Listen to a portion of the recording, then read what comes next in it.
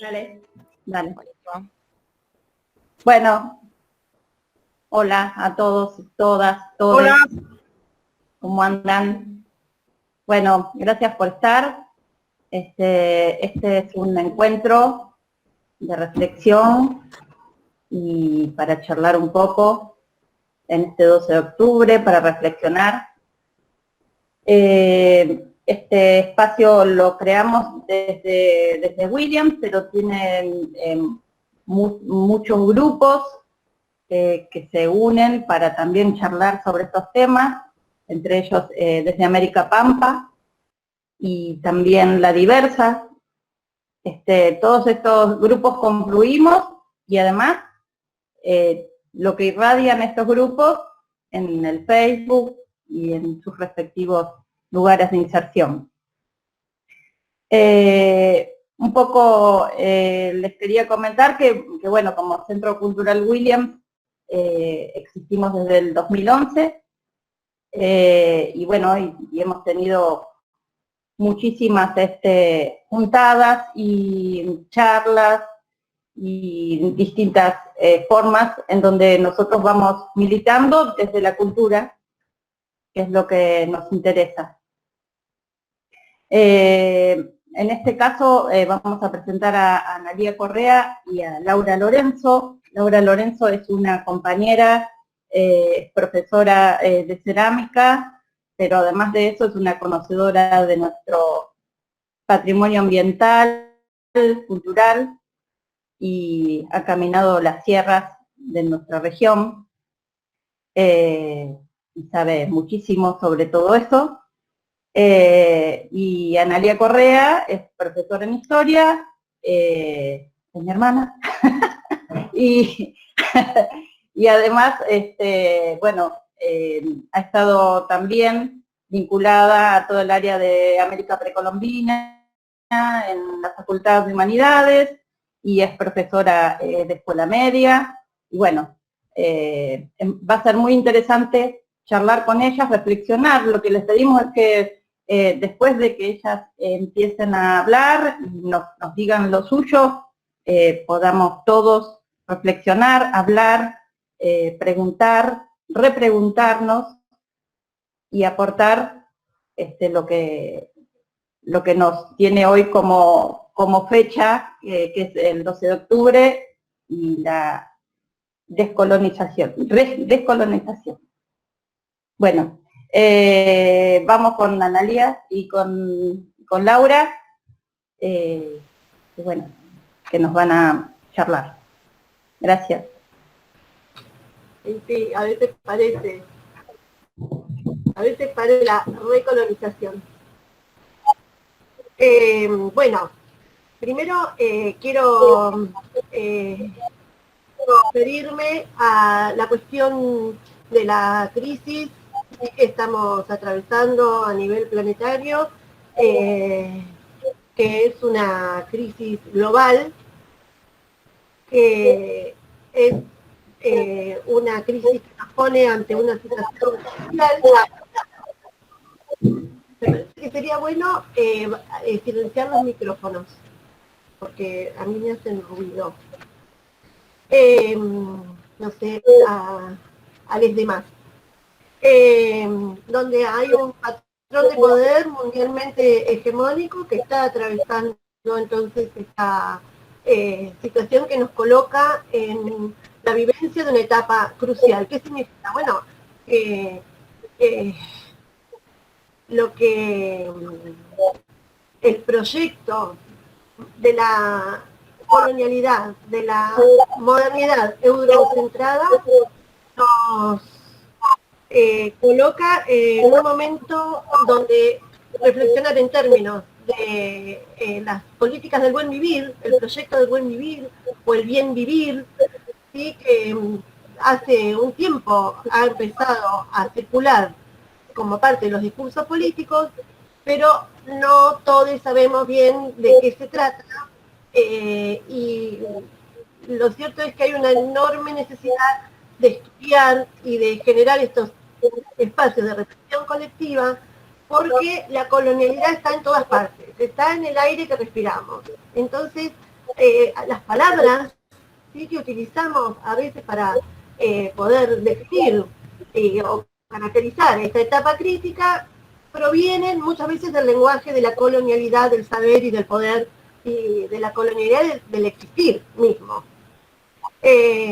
Casi todas las construcciones políticas que forman parte de nuestro lenguaje común, cuando digo políticas, creo que para quienes están participando sabemos que no nos referimos a lo partidario, sino hablar de política en términos de relaciones de poder.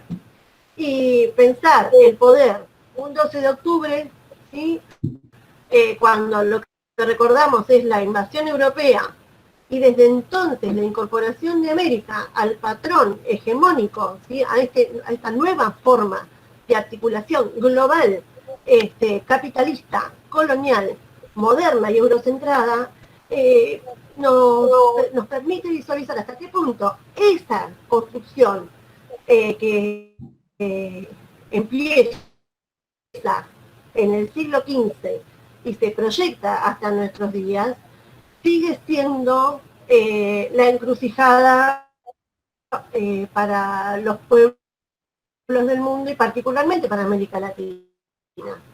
Porque si bien los procesos de descolonización que conocemos como parte de las independencias latinoamericanas, tuvieron su fuerte impronta emancipatoria, lo cierto es que fueron procesos políticos inacabados, porque la misma modernidad que dio origen y germinó americana, nace bajo los parámetros del pensamiento colonial, por grupos minoritarios de blancos y que no pudieron denunciar y generar propuestas que terminaran con indios, negros y mestizos, siguieron formando parte de las mayorías, podríamos decir también con una palabra de la colonialidad, excluidas, ¿sí?, de aquellas minorías, mayorías negadas, ¿sí?, como sujeto político. Tenemos una larga historia en América Latina que se remonta hasta las dictaduras de los 70 y ahora el triunfo del proyecto neoliberal o de la financiarización de la economía, que hace que muchas veces no encontramos, la encrucijada es esta y el desafío es este, encontrar las formas de revertir estas tendencias que están haciendo que el bien vivir pueda ser una promesa incumplida, si no logramos revertir los efectos que los dueños del poder económico, que los dueños, esa dueñidad del poder, vieron que no hago referencia a autores ni autoras, tiene que ver también con sacarnos de encima algunas muletillas que me parece que no vienen buenas, no están buenas a los efectos de pensar colectivamente, ¿sí? Pero sí me parece que es importante que sepamos que estas ideas, esto que estoy tratando de decir y que me cuesta bastante sencillamente porque casi todo lo que tengo aprendido, todo lo que he incorporado como un esquema de percepción y apropiación de lo que ocurre, está pensado desde la colonialidad del saber. Entonces, pensar un saber propio, y con palabras propias, y que podamos comprender todos, tiene su complejidad. Entonces hay que estudiar mucho a quiénes. Y aquí está Aníbal Quijano, Enrique Dussel, Boaventura de Sousa Santos, Rita Segato. No hay tantos, no son tantos los compañeros que han pensado en estos términos. Están, pero no son. No hay una extensísima bibliografía. Hay mucho diseminado en artículos que están problematizando esta cuestión. Pero justamente cuando hablamos de las epistemologías del sur, pensar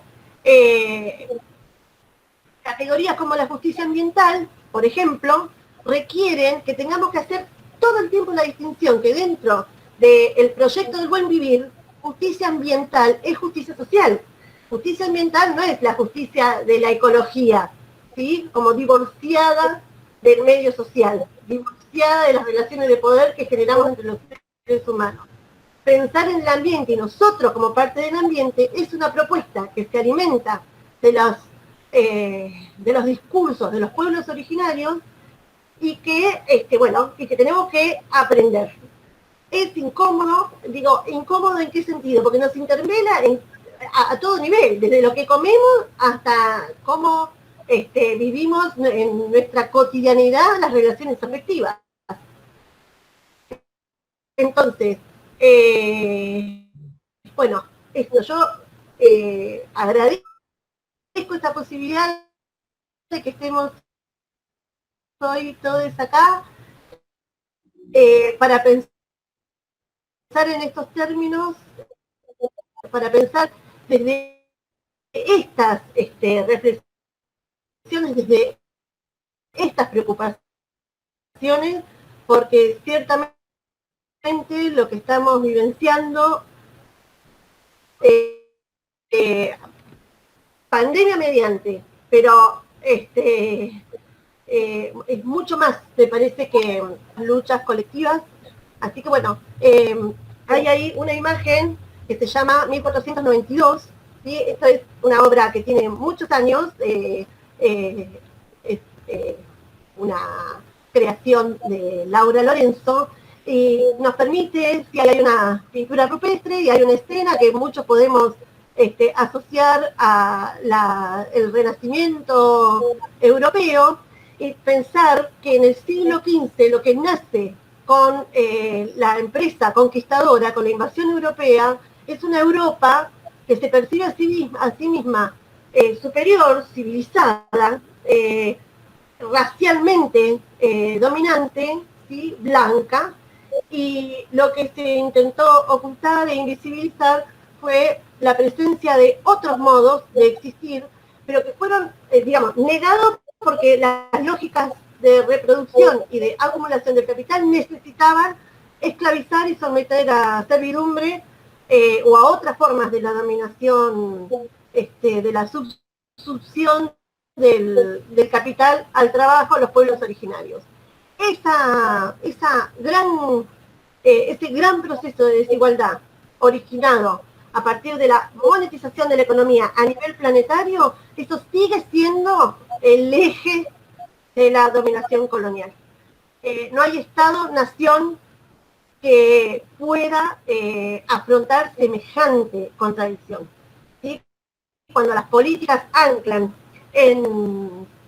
solamente en salvatajes urgentes a través del Estado Nacional, seguimos, digamos, atrapados en esa trampa, ¿sí? Que es la de la colonialidad. Nuestros estados surgieron genocidas, nuestros estados surgieron ecocidas.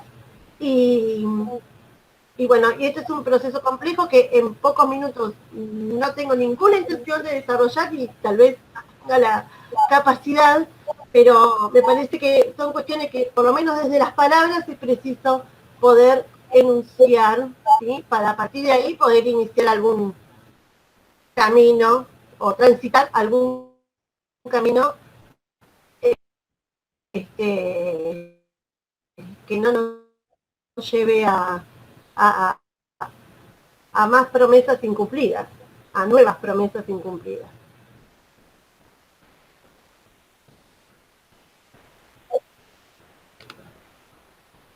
Lauri, desmuteate. Bueno, ahí voy. Bueno, re bien. Qué bien el panorama que Analía nos presenta. Muy bien, muy bien. Nos plantea situaciones o pensamientos que realmente son dolorosos, porque realmente el saber que nuestro Estado está generado desde un genocidio y desde el aplastamiento de comunidades y sistemas y territorios, es una herida que duele mucho, ¿no? Y es difícil salir de esa situación. Quizás por eso es más fácil adoptar el pensamiento del conquistador. como que naturalizar las barbaridades y el genocidio también ha sido quizás una defensa para la supervivencia. Entonces también me parece que en este mundo, como dice Analía, globalizado, no hay lugar donde escapar. O sea, ¿dónde nos vamos a ir a vivir? O sea, no hay lugar. ¿Que nos vamos a tomar no sé, ir a Marte?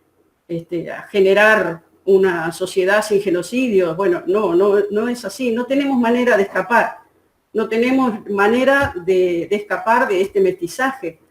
Entonces, me parece que lo más sano, lo mejor, es tomar la situación y salir a buscar otros caminos y encontrar otras huellas que nos lleven a otras memorias, porque quedarnos con este 1492 de conquista no nos va a hacer desarrollar y no nos va a hacer vivir en libertad y buscar ese mundo del buen vivir, como dice Analía, que tanto necesitamos, porque lo necesitamos. Ahora en la pandemia más nos damos cuenta que necesitamos ese mundo, necesitamos esas memorias que nos hagan generar nuevos caminos para superar esta crisis, ¿no? Quizás esta crisis que nosotros no tenemos, no hemos sido los que han generado esa crisis. Igual estamos adentro, igual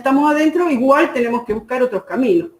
Entonces, bueno, este mapa que presentamos es nuestro territorio, o por lo menos desde América Pampa lo vemos como territorio vivible y territorio caminable y territorio a conocer, sobre todo eso, a conocer.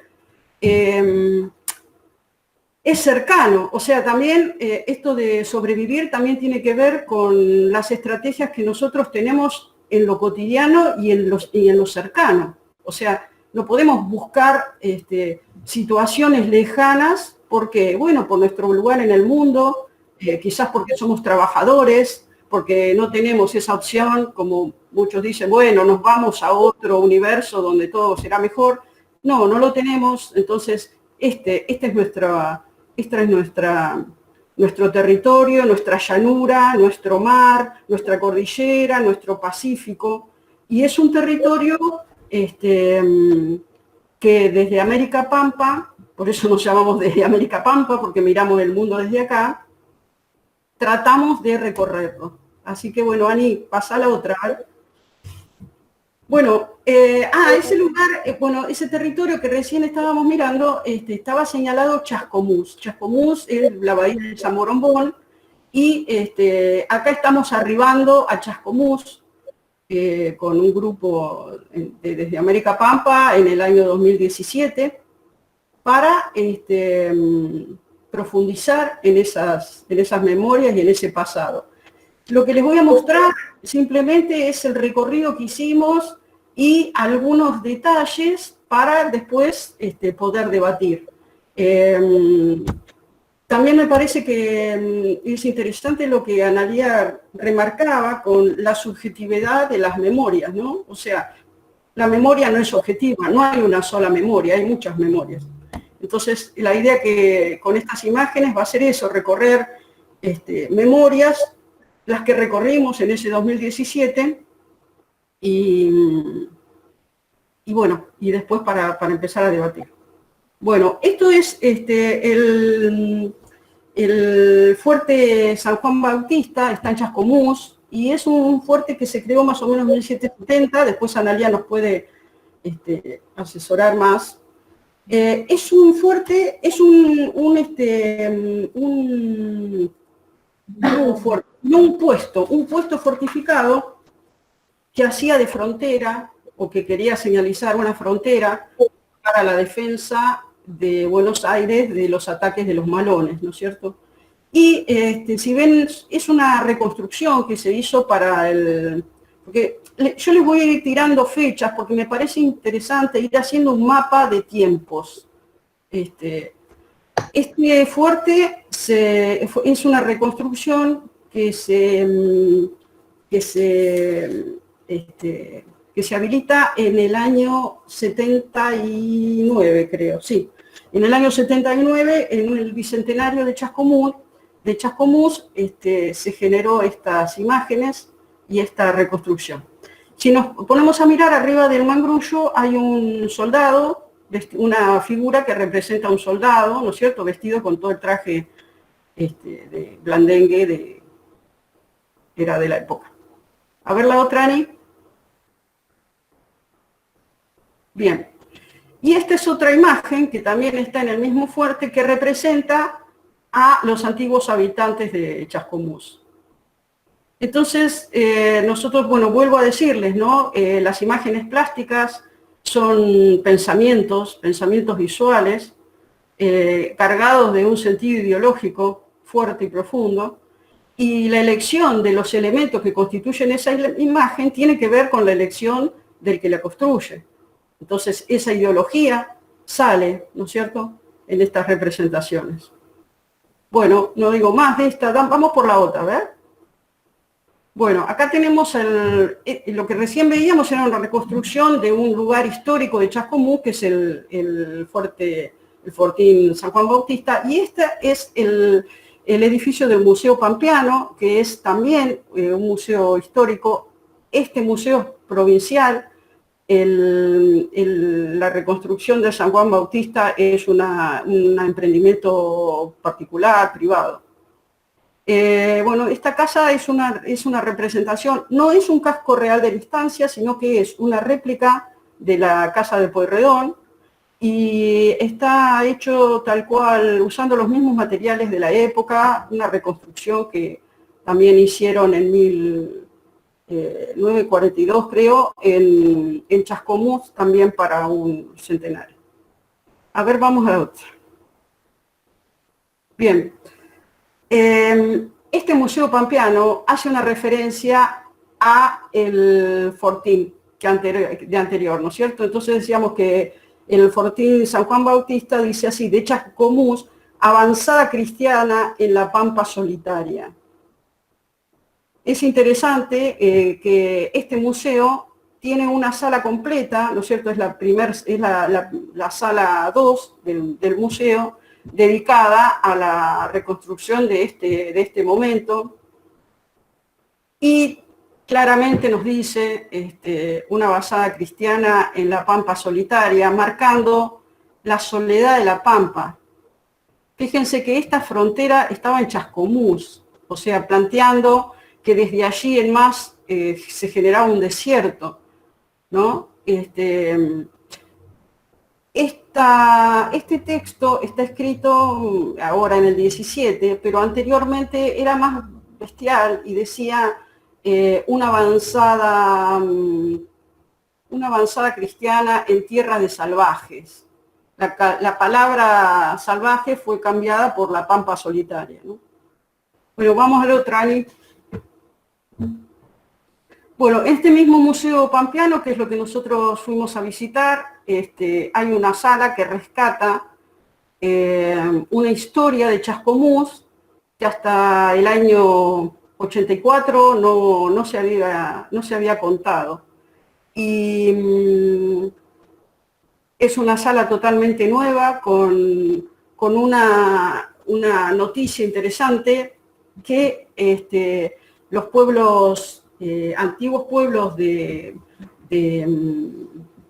la provincia, tenían fabricación cerámica, no solamente tenían fabricación cerámica, sino que eran pescadores, y que 2500 años antes del presente se encuentran estos restos de cerámica. Es interesante, es una investigación que hace la universidad, y este sitio se llama La Guillerma, y no solamente encuentran una cerámica, yo les voy a decir más o menos las cantidades, ¿no? Pero por ejemplo, en 64 metros cuadrados, que sería un lugar 30 por 30 más o menos, en 64 metros cuadrados se encontraron 27.908 tiestos y tiestos de cerámica y cerámica, masa, rollos, todo un montón de elementos que dan, digamos, presencia de artesanos altamente calificados, ¿no es cierto? Bueno, esto es un fragmento y, el fragmento anterior se hace con la Escuela de Cerámica de Chascomús. En ese momento estaba Alicia Francese, que es una ceramista de Chascomús, una investigación interdisciplinaria con la universidad y con los arqueólogos. Entonces se genera una investigación muy importante, y bueno, con estos perfiles. Este perfil, o sea, cómo nosotros sabemos las dimensiones de la cerámica, tomando el tiesto, hay un cuadro que genera el diámetro posible de ese tiesto que he encontrado. Desde esta investigación, no solamente, bueno, es un trabajo que sigue el día de hoy, ¿no es cierto? Y entonces, ellos generan todo un material didáctico para presentar a las escuelas y una página web que creo que está, no sé por qué no se ve, bueno, después está una página web de la investigación que se puede consultar, y hacen un trabajo increíble dentro de las escuelas, ¿no? Esto también me parece importante. Acá está. Bueno, generan estas publicaciones. Este es el libro de Isabel González, que es no solamente estos, ¿no?, sino que hay muchos PDF, se pueden encontrar en internet, pero estos son como materiales de consulta muy, pero muy importantes. Cerámica y arqueología, y Arqueología del Salado es una página que es muy buena para visitarla, con muchísimas explicaciones, un material muy interesante para ver. Acá nos vamos. Seguimos caminando por la llanura pampeana, y esto es un bosque de tala, que era el material de combustión que se utilizaba en estos talleres ceramistas.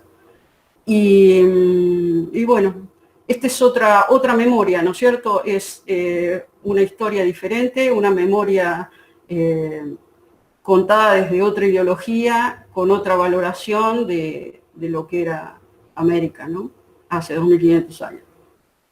Bueno, abrimos el debate, si les parece.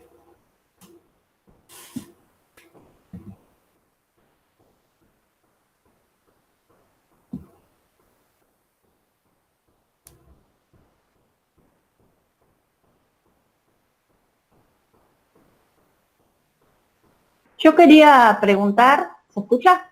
Sí. Que esto que vos decías del buen vivir, bueno, ¿cuál es la definición de ese buen vivir? ¿Qué es lo que, no sé, amplíe? Que vos decías, ¿quién? ¿Laura o Ana? Ana, creo que vos hablaste del buen vivir. Capaz tiene una definición. Exactamente, tiene Aníbal Quijano define el buen vivir o bien vivir, que a veces dice que se ha traducido como vivir bonito, que no sería adecuado. El primero que habla de eso es Guamán Poma de Ayala, un cronista, ¿sí?, en el siglo XVII. Pero es retomado, ¿sí?, desde las organizaciones de pueblos originarios como una propuesta que confronta con la colonialidad, con el discurso de la colonialidad, y tiene como horizonte teórico el de la producción y la reproducción de prácticas democráticas, ¿sí? La palabra democracia, ¿sí?, a mí me llama la atención que la incorporen, pero justamente el proyecto epistémico del pensamiento decolonial o descolonial, que sería lo mismo, no reniega de esta noción occidental como es la democracia, ¿sí? Es decir, ellos plantean que el pensamiento, por eso es decolonial, porque no puede negar que incluso la lengua, ¿sí? La lengua castellana, ¿cómo hacemos para no podemos destruir aquello que forma parte ya de nuestra manera de existir? Y entonces, la idea de la democracia, de la construcción de sociedades democráticas, desde prácticas, ¿sí? Desde un entramado complejo de prácticas sociales que tiene como horizonte una propuesta de confrontación con el discurso colonial. Es decir, se coloca, hay una radicalidad en esto del bien vivir. ¿Y qué es lo que se incorpora desde las cosmogonías de pueblos originarios? Bueno, estas nociones, la noción, por ejemplo, del planeta como organismo vivo, ¿sí? En ese sentido confronta con el discurso de la modernidad eurocentrada, que es el discurso liberal, burgués, individualista, el discurso que enarbola detrás de la idea de la libertad individual, de la libertad económica y de la racionalidad como un presupuesto para la autonomía del individuo. Y bueno, acá en este caso, digamos, no es que se reniega, no se niega, es todo lo que el bien vivir o del buen vivir lo que propone es la plurivocalidad. Entonces, en el bien vivir, la diferencia, la otredad está incorporada. Por eso es la actitud de la apertura hacia la escucha y la posibilidad del encuentro comunitario, para que todas las voces, ¿sí?, tengan su lugar en el mundo, todas las existencias tengan su lugar en el mundo, fuera del pensamiento binario moderno eurocentrado. ¿Sí? La modernidad occidental tiene como un componente de su manera, es nuestra manera también, el pienso, luego existo, el binarismo, la heteronormatividad, ¿sí?, lo binario, el pensamiento binario, la contradicción, ¿sí?, pero entendida en esos términos binarios. Bueno, el bien vivir da lugar a la multiformidad, incluso a la monstruosidad, si se quiere, como aceptación de las diversas experiencias de todas las especies. Entonces, no es un discurso, no es una propuesta política antropocéntrica, ¿sí?, no es una propuesta política utilitarista, no es pragmática, no es oportunista, sino que recuperando las cosmogonías de los pueblos originarios, por ejemplo, incorpora lo sagrado, ¿sí?, la madre tierra, la Pachamama, o como le querramos llamar, pero el carácter sagrado que tiene el cosmos. Y el planeta como un componente más de este organismo vivo que es el universo. Y hoy las propuestas científicas, ¿sí?, están siendo interpeladas y están incorporando, no las cosmogonías de pueblos originarios, pero sí está desde algunos lugares todavía, para mi gusto, ¿sí?, muy marginales, todavía concebidos como alternativos, ¿sí?, pero cada vez más hay un diálogo, esa idea de diálogo intercultural, de propuesta intersubjetiva.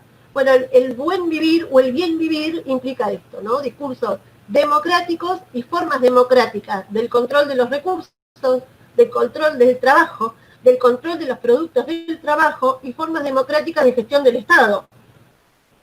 ¿Sí?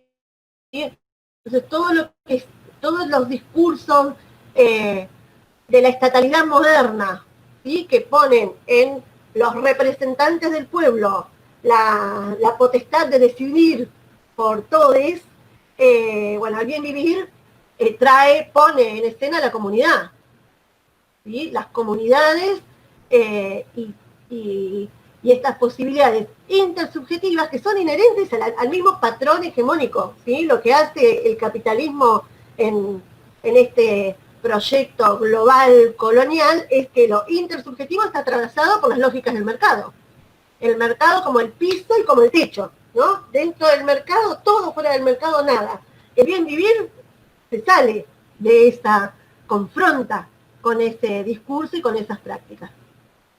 Bueno, digamos, es bastante alternativo y propone modos que tienen, que no podemos decir que no haya, ¿sí?, intentos, pero son intentos y caminos que están, pero que, bueno, que requieren lo que se dice de un nuevo horizonte de sentido.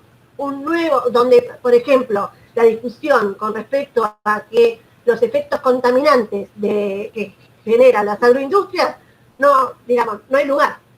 No puede haber un lugar para un proyecto de bien vivir sabiendo que el productivismo y el extractivismo, mientras genera ganancia, mientras la maximización del beneficio económico genera ganancia para unos pocos y en la lógica de reproducción del capital genera concentración de poder en unos pocos, el bien vivir ahí, ¿sí?, no tiene un lugar. Y las experiencias frustradas, ¿sí?, lo que ha pasado en Bolivia, lo que ha pasado en Ecuador, lo que ha pasado en Venezuela y lo que nos pasa a todas las naciones latinoamericanas, me parece que hace bien visible hasta qué punto, digamos, hay desafíos que tenemos que, por lo menos, empezar a pensarlos, ¿no? Que lo que, desde mi experiencia militante en distintos espacios, es como que ahí hay algo, digamos, hay como una superficie de la que nos es muy difícil, ¿sí?, cuando vos traes la historia profunda y cuestionás el Estado Nacional y desde qué lugar se han tomado las decisiones y cómo se han ido llevando adelante los diversos proyectos políticos, ahí hay algo en lo que todavía a veces me parece que hay quienes ni se atreven a pensar. Es un pensamiento incómodo, el buen vivir. Es incómodo porque rompe con las lógicas de la dominación y la hegemonía. No sé si queda claro, pero me parece que es interesante pensar en la noción de que es una propuesta democrática, porque apunta a la democratización de las prácticas y de las prácticas, porque lo simbólico también es práctico, ¿no? De los discursos, no solamente de los productos del trabajo, también de los discursos. Sí, hola, ¿qué tal? Si me permiten, también aprovechar esta juntada virtual, a la cual celebro mucho por los aportes y en cuanto a la reflexión que tanto Laura como Analía permanentemente generan, y bueno, esta es una instancia más que se inscribe en esos recorridos que nos permiten, insisto, juntarnos, encontrarnos, que no es poco, y que adquiere una trascendencia en estas condiciones, en estas circunstancias tan complejas, tan necesarias también. Y escuchaba particularmente en esta última intervención y me remitía a uno de los tantos conversatorios que también son pequeñas juntadas que se fueron dando, aprovechando y sacándole jugo a esta virtualidad, que se constituyen en actos, insisto, reflexivos, educativos también, por cierto. Y había me acordaba una intervención de Ramón Grof Fogel, si no me equivoco, bueno, un compañero que hablaba del giro decolonial y planteaba esto de la modernidad tal cual claramente lo explicitaba Analía en términos de como una doble cara de lo emancipatorio y lo civilizatorio, pero que en realidad se puso en juego, obviamente, como un organizador del cómo vivir y cómo habitar, tanto que se habla de territorio en este momento, ¿no? El territorio asume como una trascendencia discursiva muy fuerte y que tiene que ver con una idea que se daba, donde obviamente gravitó lo civilizatorio en términos de ordenador, subjetivante, instituyente, de esto, de cómo vivir. Entonces el buen vivir, digamos, justamente pone en solución, es decir, resuspende todas estas cuestiones que estaban como fin de historia, es decir, como determinantes, como decía Semmelman, ¿no? de obturar la expansión del presente, de poder vivenciarlo, transformarlo, interrogarlo, interpelarlo, intervenirlo, y en ese doble mecanismo emancipatorio, civilizatorio, lo emancipatorio también se da, y mucho, hablamos tanto de inclusión, en términos de esa suerte de metáfora de la muralla, es decir, donde se acumula lo extraído fuera de la muralla. Entonces, entre lo incluido y lo excluido, el opresor y el oprimido, y esa cuestión claramente con la modernidad y cabalgando con el capitalismo, de lo que tiene que ver con justamente la organización y de las fuerzas productivas y demás, la idea del desarrollo, del progreso. Bueno, ciertamente la cuestión del giro de colonial pone en tensión estas cuestiones, pone en crisis también esto que se vive hoy, palmariamente, como tiene que ver con el ecocidio que está sucediendo en todo el mundo, y lo tenemos ahí próximo, y en cada ciudad, en cada ruralidad lo tenemos presente. Así que bueno, me parecía realmente muy, muy claro y contundente, y no podía dejar de vincularlo a esto que también tenía que ver con aportes en términos de lo que se genera como un poder global, ¿no? De sometimiento, de opresión, y sobre el cual el buen vivir entiendo que justamente es la necesidad de historizarlo, de transformarlo y de poder generar, digamos, desde otro lugar, no desde un capitalismo cognitivo, sino desde otro lugar, con una epistemología, si se quiere, de sur-sur, como se menciona muchas veces, el giro que permita transformar el estado de situación.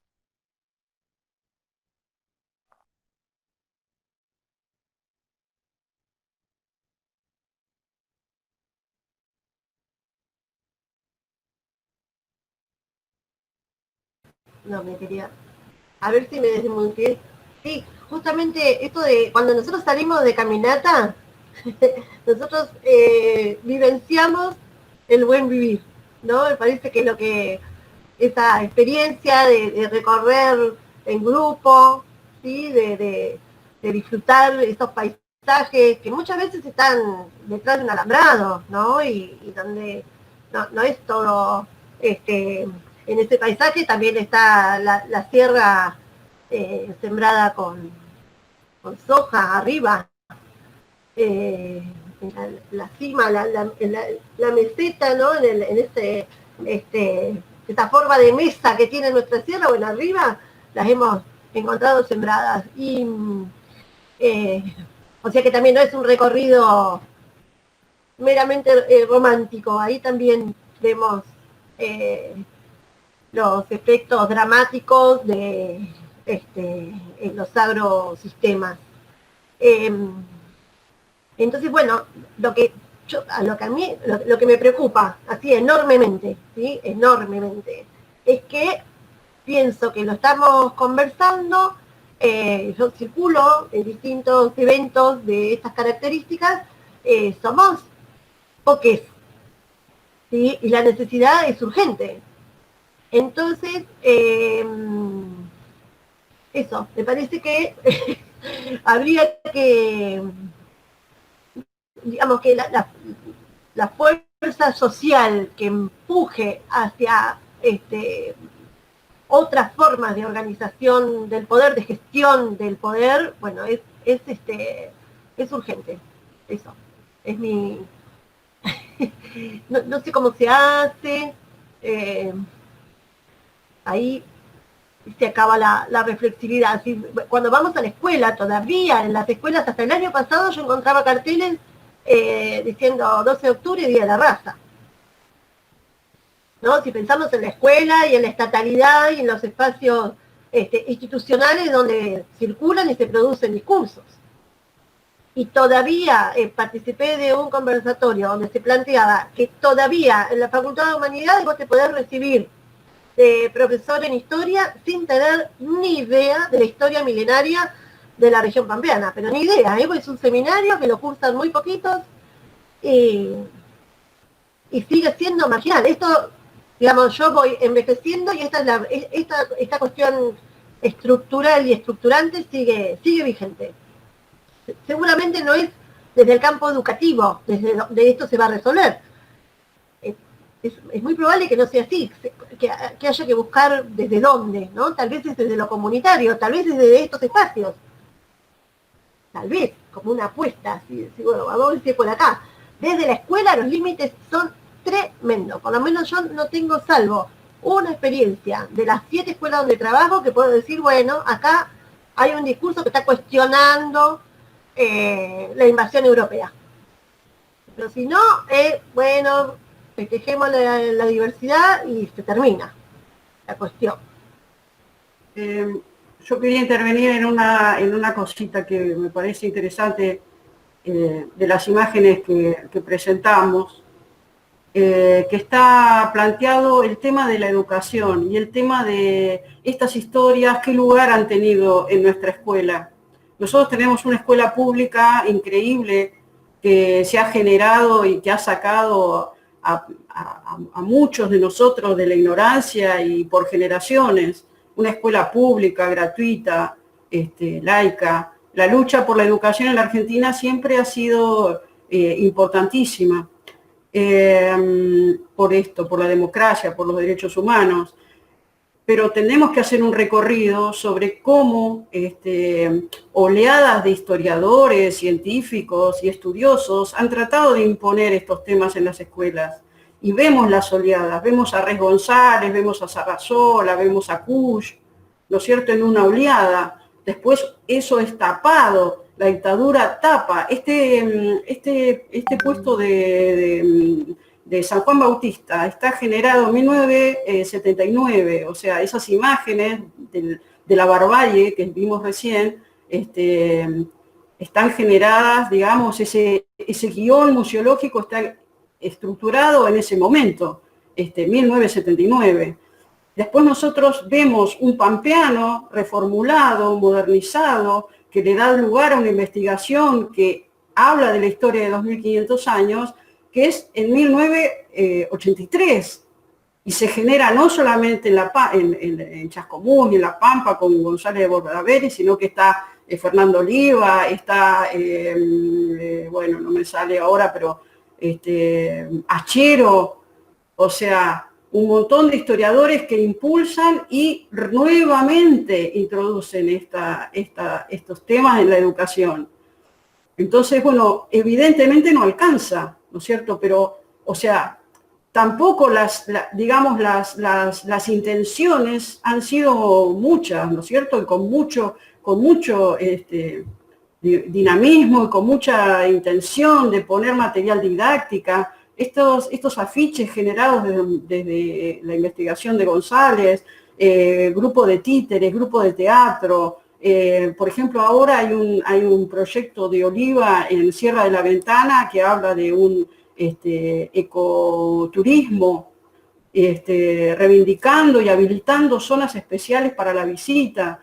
O sea, hay un impulso muy grande. Bueno, no alcanza. Yo me parece que también es importante lo que Analía decía, que es en qué lugar estamos ahora. Si nosotros vemos el mapa de los incendios, vimos Brasil incendiarse en el verano y le echábamos la culpa a Bolsonaro y decíamos, Bolsonaro no hace nada.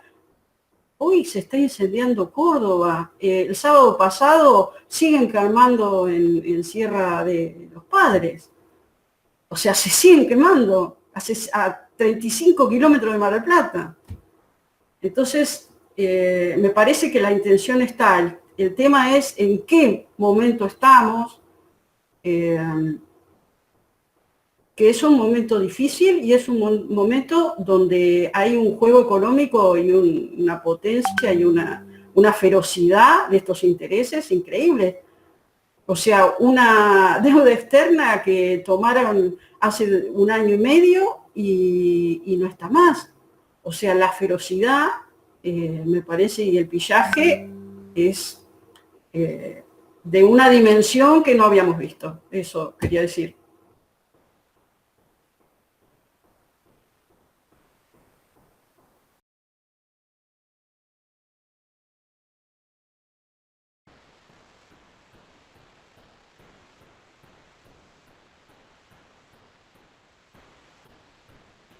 Bueno, digan, o claro, reflexiones, digan.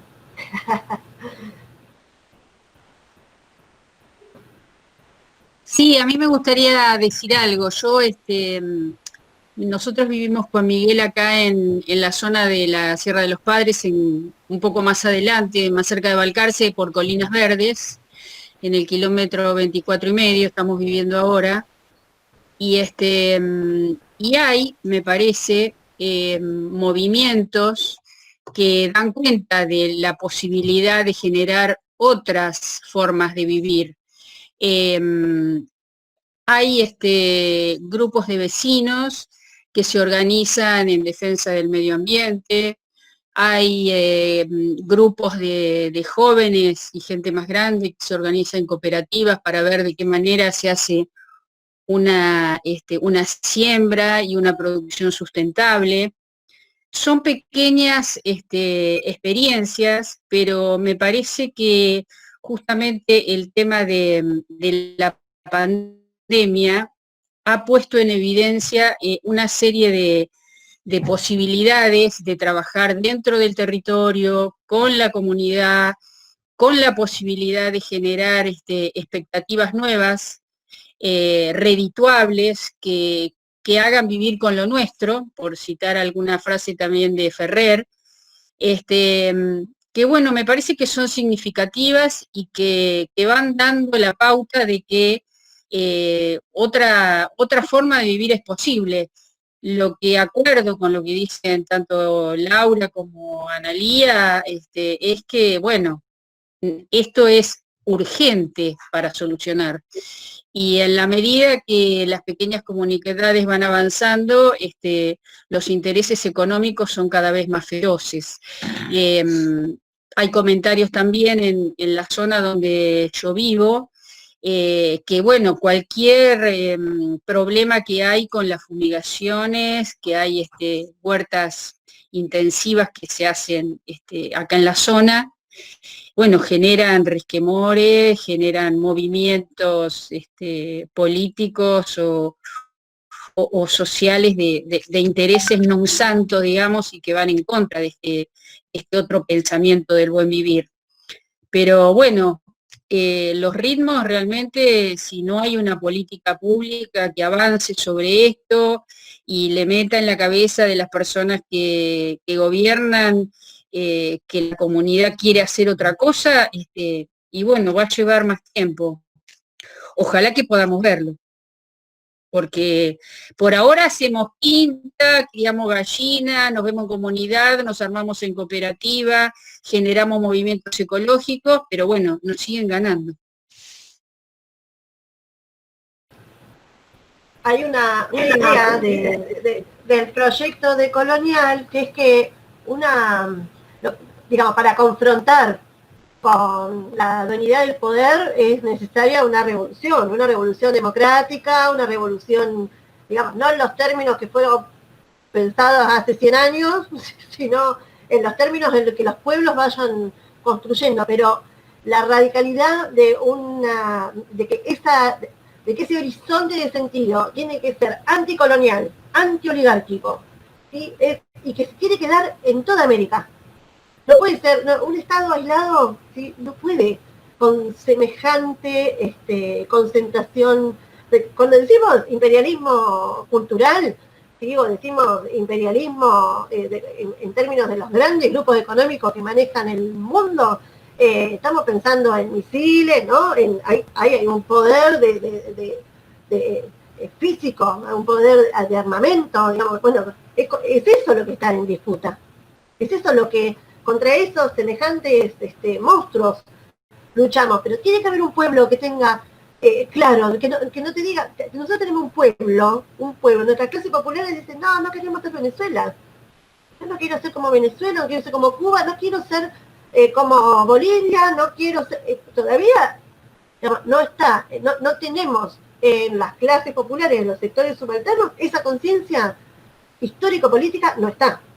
Si está, yo no la alcanzo a dimensionar, ¿sí? Entonces, por supuesto, nos vamos a organizar. Todo ese movimiento de base es necesario, pero además tiene que estar la palabra que le dé sentido a esa praxis.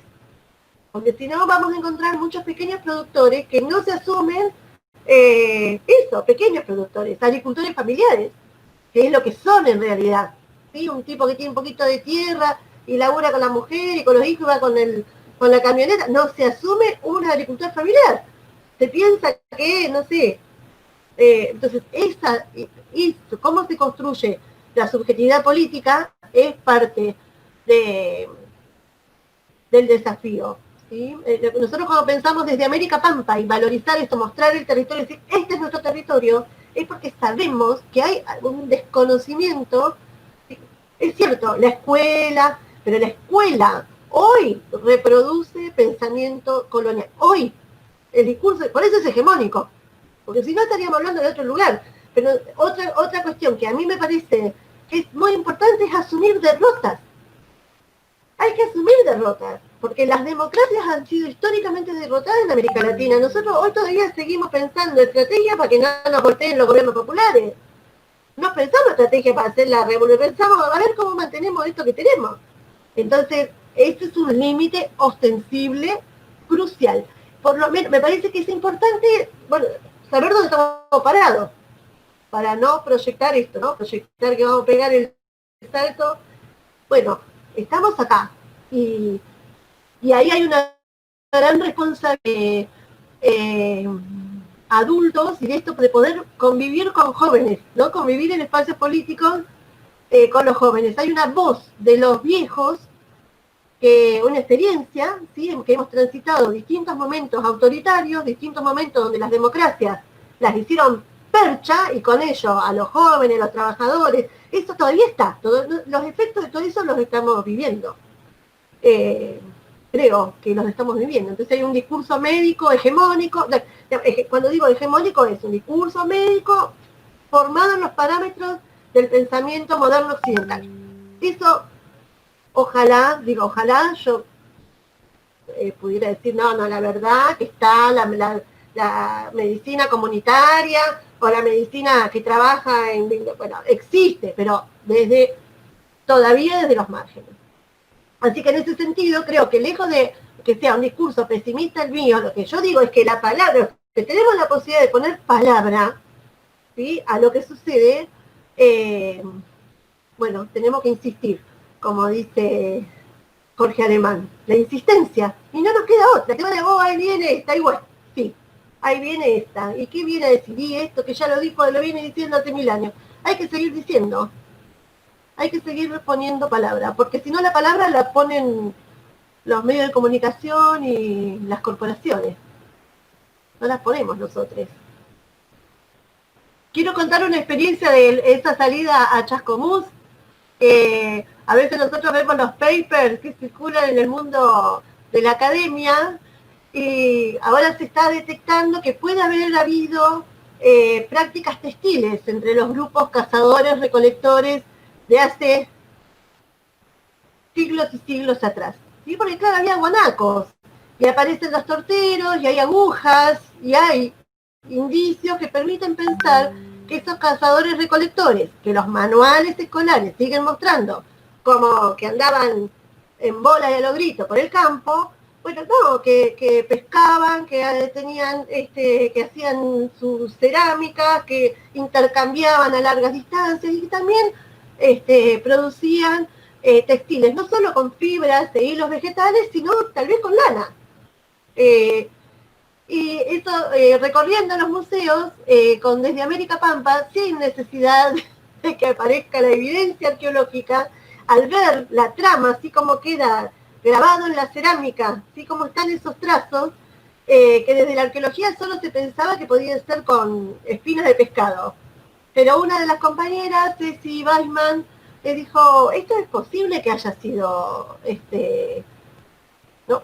Ella con su mirada de ceramista, ¿sí? Es posible que se haya aplicado un textil, Laura va a saber explicarme mejor que yo las cuestiones técnicas, pero digo que hay saberes que se pueden ir construyendo y una percepción del pasado, poniendo humanidad donde se vio monstruosidad, ¿no? Porque esto que vemos de esos muñecos espantosos que aparecen ahí en ese paraje privado que reivindica el Fortín, está poniendo sí, al indio en el lugar de lo no humano, en el lugar de un muñeco horrible con unas pieles que es la visión estereotipada del mundo indígena todavía hoy vigente. Todavía hoy lo tenemos incorporado el sentido común como una idea despectiva. Bueno, esa es una herencia colonial que la tenemos ahí, ni hablar la negritud, pero el componente racial que muchas veces se dice que no está en Argentina, ¿no? Que en Argentina no somos racistas, bueno, está tan metido, digamos, somos tan racistas que capaz que lo tenemos tan incorporado que no lo podemos ver. ¿Sí? La idea del crisol de razas, escucharla a Charo Bogarín diciendo, Argentina es un crisol de razas. Charo Bogarín, de Tonolec, ¿sí? Ella misma, con sus vínculos familiares con pueblos originarios. La idea del crisol de raza, admitir ya ahí la idea de raza, ¿no?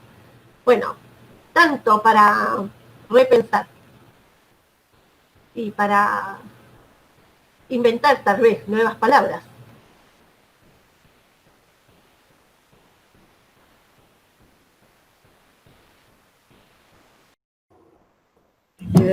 En cuanto a la cerámica, otra cosita para pensar es y también pegado a la educación, es la formación que nosotros tenemos desde el hacer alfarero y el hacer ceramista.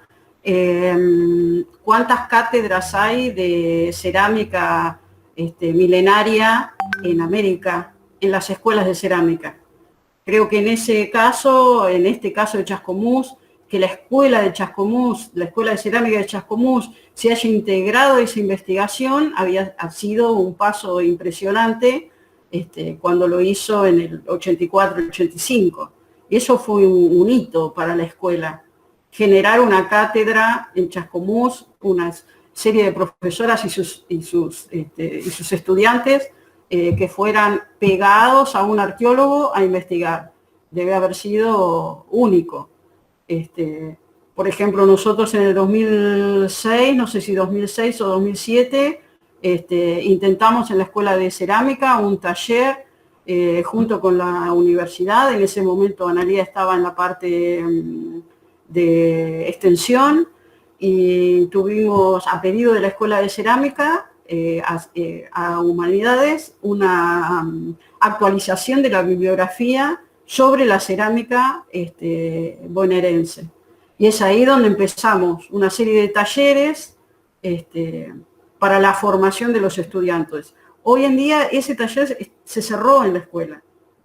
Y nosotros lo que tenemos es una formación que nos habla de loza europea, china y japonesa. No tenemos una formación en las escuelas de cerámica que nos hablan de la riqueza terrible que tienen nuestras comunidades. Nosotros hace 2 años o 3 años hicimos un viaje en Neuquén a una comunidad mapuche, donde nos hablaron del guisú, que es la cerámica, la alfarería mapuche, ¿no es cierto? Tuvimos la suerte de que nos hablaran de esa cerámica. ¿Por qué? Porque ellos no tienen una escuela de cerámica específica. Ellos enseñan la filosofía, enseñan la manera de ser del pueblo mapuche a través del taller de cerámica. Entonces, bueno, esa es una práctica que nosotros deberíamos retomar casi urgente. O sea, la casa de William fue un ejemplo. El taller que hicimos el año pasado con Olleras fue algo re importante. Bueno, no bien podamos, eso hay que retomarlo urgentemente. Porque, bueno, volviendo, ¿no? ¿Qué hace desde América Pampa? Desde América Pampa trata de hacer ese buen vivir, o trata de, donde se puede practicar, hacerlo. Y eso es la misión que tenemos, qué sé yo. Hasta que no hagamos la revolución, tenemos que ir armando esos pequeños pasos.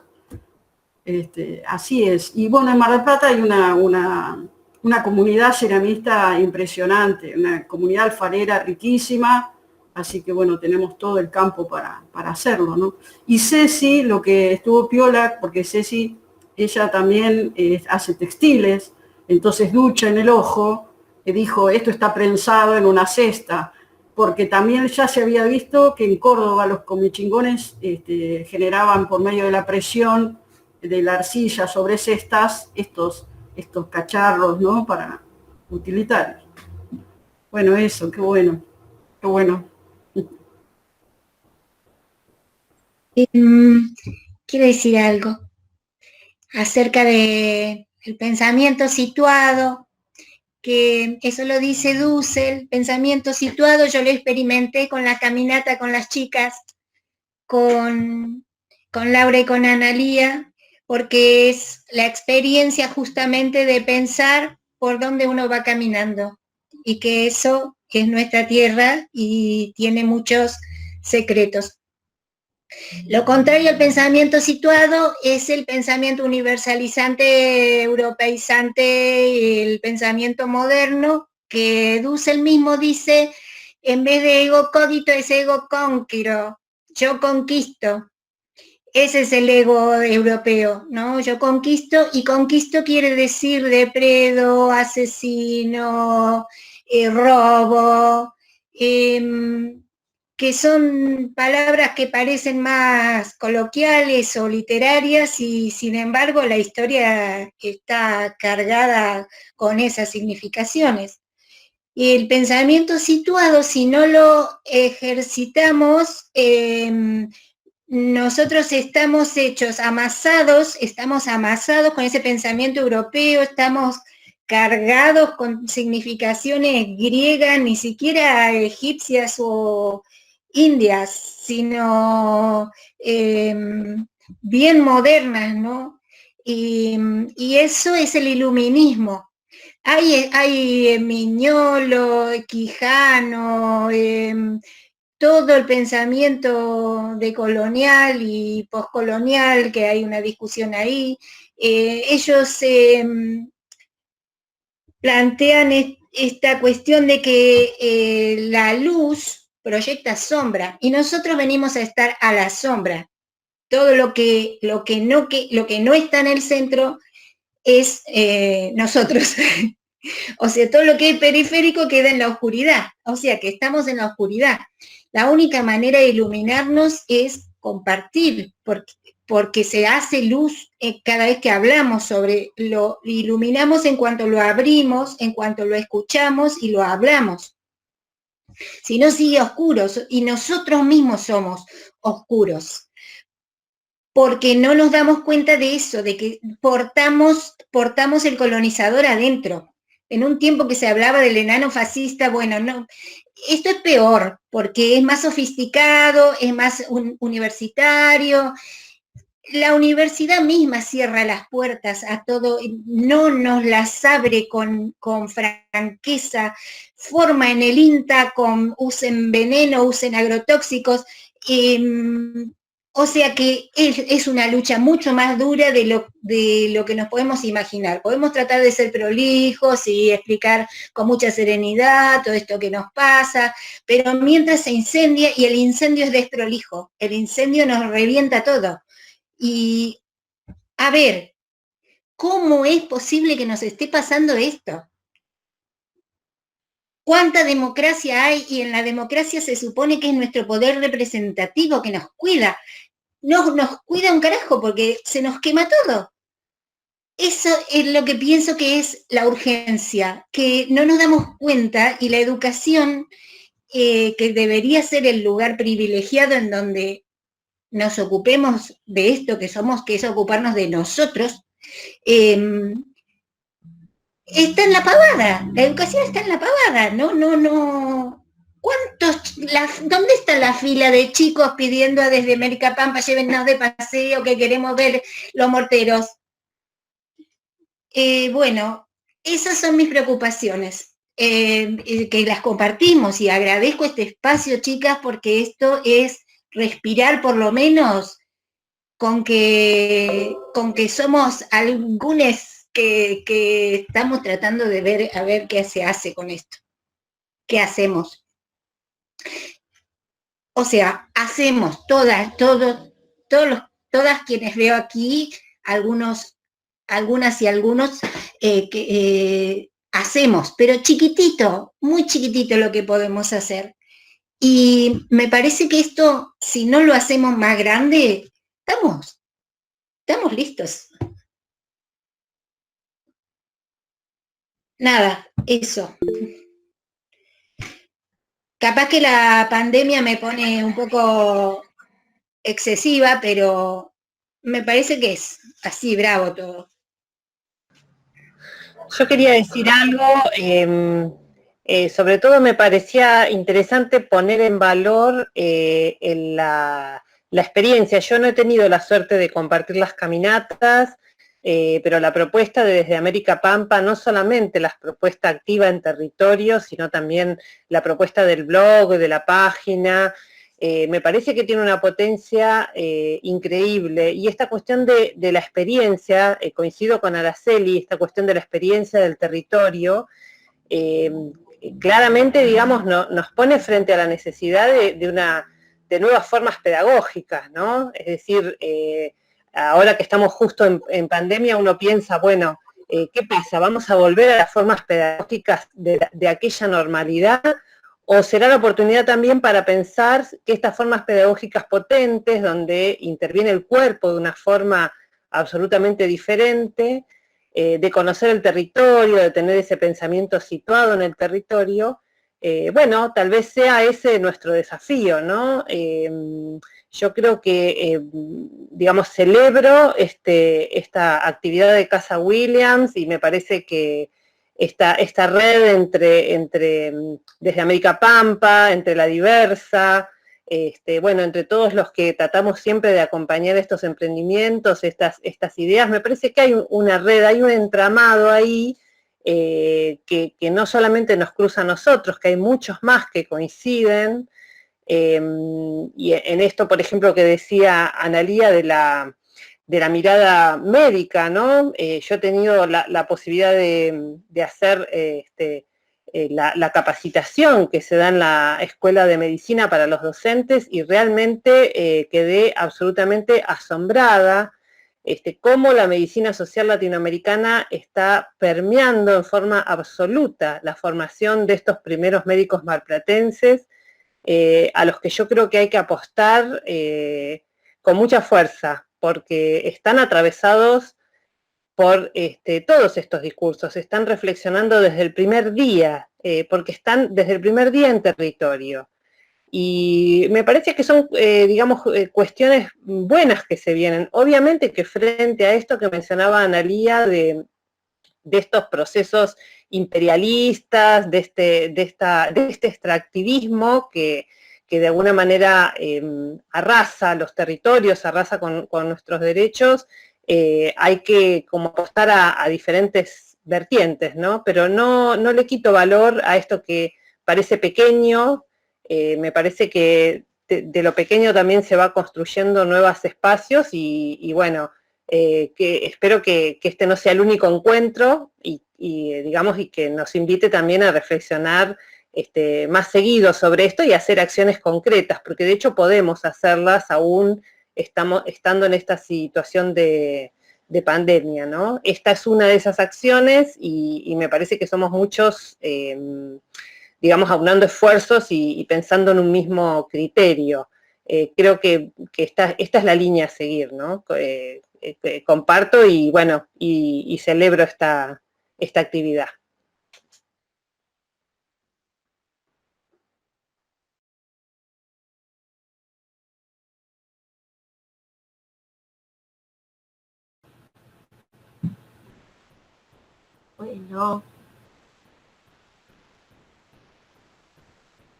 Bueno, está el micrófono abierto, qué lindo escuchar voces, compañeras. Y bueno, también es esto de sembrar, ¿no? Sembrar, seguir sembrando y desde ese lugar de la existencia. Para cuando se dé, porque también es verdad que la historia es cualquier cosa, esto es otra cuestión del bien vivir. La historia no está predeterminada, no está ni determinada ni predeterminada. ¿Sí? Entonces, también hay el factor sorpresa en la historia, es maravilloso y se pueden ocurrir cosas que no pensamos. También está lo real maravilloso. Y América Latina tiene mucho de eso. Así que bueno, No, me parece yo que lejos de quitarle valor, siempre me preocupa de lo que digo, ya que estamos entre compañeros, lo digo, me preocupa esa, que puede ser como una carga así pesimista, pero me parece que el efecto, lo que quiero lograr es al contrario, es valorizar esos pocos y lo inmenso que hay, ¿no? Porque ¿cuánto ponemos en estas construcciones? Te llevan la vida, tiene costos también. No necesariamente vienen los aplausos, digamos. Entonces, sigue el afecto. Pero esas son las maneras en que elegimos vivir dentro de estas... me parece que la idea de bien vivir también tiene esto, pone el afecto, el afecto comunitario de vivir. No tiene nada que ver con el tener, nada que ver con el tener. No es pragmático, no es utilitario, es otra cosa, tiene todo ese potencial. Pero potencial tampoco sería la palabra. La idea de potencia es horrible, es patriarcal y no va. Pero bueno, tiene esa capacidad. Entonces, bueno, eso quería decir. Gracias, Araceli, Ana, las voces que aparecen por ahí. Carlos está comunicado. Yo no sé si ahora le digo gracias. Bueno, tendremos que seguir caminando. Ha sido muy pesimista lo de Araceli. No te lo agradezco. Para nada, mira. Tendrías que poner una mirada un poquitito más optimista. No, chicas, yo agradecerle realmente. Muy linda ha sido la reunión.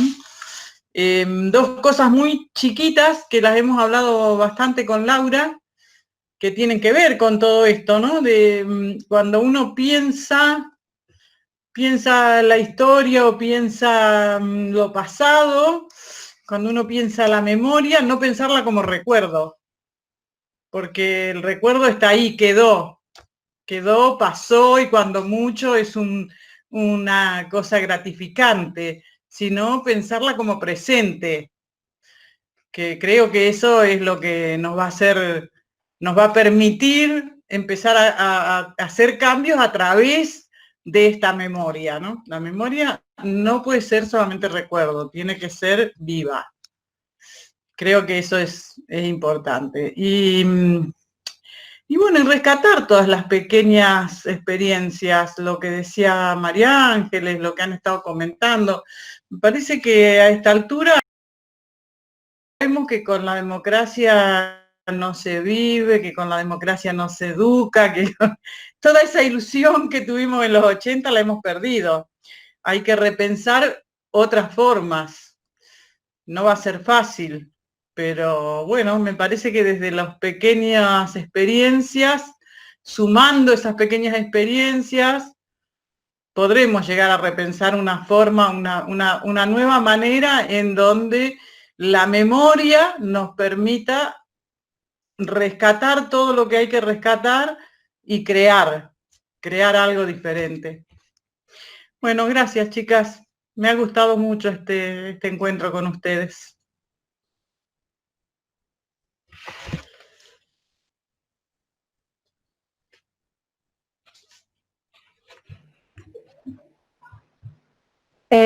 No sé, ¿te escuchas? Sí. Algo que había pensado decirles y que está bueno también, porque viene del lado de lo político y de una política de Estado. Hace más o menos un mes y pico nos anotamos como centro cultural en la provincia, que estaban rescatando todos los centros culturales que había de la provincia. Entonces, bueno, nos anotamos así como unos más, como para tener un número, y bueno, y tuvimos la buena noticia que vamos a recibir un subsidio como centro cultural para insumos, no solamente para insumos del centro cultural, sino para, por ejemplo, para tener algún protocolo con respecto al COVID, para poder reunirnos. por ahí afuera, bueno, ir viendo, ¿no? También esto tiene que ver con los tiempos y cómo venga las realidades. Pero bueno, creo que es una buena noticia que desde el Estado provincial se apoye a emprendimientos que no tienen que ver con lugares institucionales ya comunes o que ya los tenemos registrados, sino que nuevos lugares en donde el Estado pone bueno, un brotecito, una semillita, como para que sigan estando. Me parece importante. Bueno, esa es la buena noticia.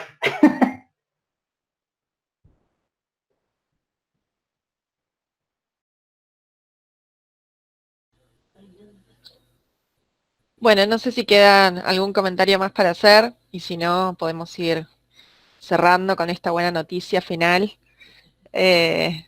Y agradecerles a todos por estar, por intervenir también en el chat, hay algunos comentarios.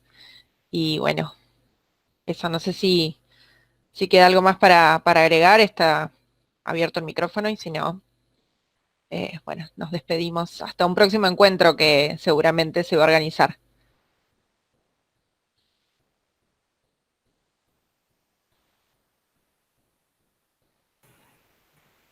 Un beso para Laura, para Analía, para María Ángeles y Miguel, mis amigos. Un abrazo a la distancia.